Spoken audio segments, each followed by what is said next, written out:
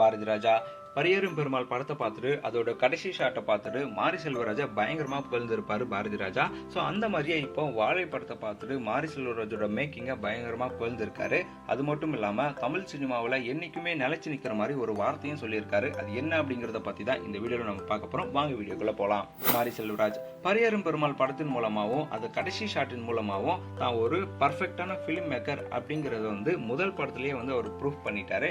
அதுக்கப்புறமா கர்ணன், மாமன்னன் மாதிரி அடுத்தடுத்த படங்களை எடுத்திருந்தாலுமே இப்போ வாழை படத்துல தன்னுடைய மேக்கிங் ஸ்டைல அடுத்த கட்டத்துக்கு எடுத்துட்டு போயிருக்காரு அப்படின்னு சொல்லலாம். வாழை மேக்கிங்கும் சரி, வாழை கதையும் சரி பயங்கரமா எல்லாராலையுமே பாராட்டப்பட்டு வருது. அந்த வகையில இயக்குனர் இமயம் பாரதி ராஜா மாரி செல்வராஜா பயங்கரமா புகழ்ந்திருக்காரு.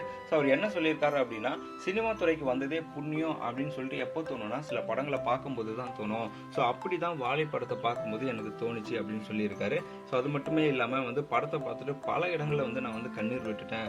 ஒப்பனையே இல்லாத முகம், அப்புறம் சுத்தம் இல்லாத தெருக்கள்னு சொல்லிட்டு அச்சு பிசகாம நம்மளுடைய கிராமங்களை கண் முன்னாடி மாரி செல்வராஜ் கொண்டு வந்திருக்காரு. ஸோ மண்ணில் இருந்து மக்களை எடுத்து நடிக்க வச்சிருக்காரு. ஸோ மாரி நமக்கு கிடைச்ச பெரிய பொக்கிஷம். ஸோ நார்த்ல எப்படி சத்யஜித் ரே, ஷாம் பெனகல் படங்களை பார்க்கும்போது எப்படி நமக்கு பொறாமையா இருக்குமோ அப்படியான ஒரு படங்களை தமிழ்னால எடுக்கவே முடியாதா அப்படின்ட்டு எனக்கு பல நாள் தோணி இருக்கு.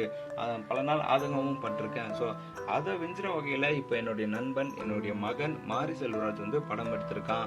ஸோ எங்ககிட்ட ஒரு மாரி செல்வராஜ் இருக்காண்டா அப்படின்னு மார்த்தட்டி சொல்ற அளவுக்கு நான் பெருமைப்படுறேன் அப்படிங்கிற மாதிரி பாரதி ராஜா குறிப்பிட்டிருக்காரு. ஸோ இதுக்கு மாரி செல்வராஜும் ரியாக்ட் பண்ணியிருக்காரு. என்ன அப்படின்னா, நிறைய தருணங்கள் என்னை பற்றி நான் சொற்கள்ல நான் உங்ககிட்ட நின்று இலைப்பாரி இருக்கேன். ஸோ நான் இன்னைக்கு செடியா முளைச்சு துளிர்த்து இருக்கிறேன். ஸோ இயக்குனர் இமயத்துக்கு நன்றி அப்படின்னு சொல்லிட்டு தன்னுடைய இலக்கிய வகைகளான வரிகள்ல நன்றி சொல்லியிருக்காரு. ஸோ இதை பத்தி நீங்க என்ன நினைக்கிறீங்க அப்படிங்கறத கமெண்ட்ல சொல்லுங்க. இந்த மாதிரி தொடர்ந்து பல வீடியோஸ் பார்க்க நம்ம சேனலை சப்ஸ்கிரைப் பண்ணிக்கோங்க. நம்ம இன்னொரு வீடியோல பார்க்கலாம்.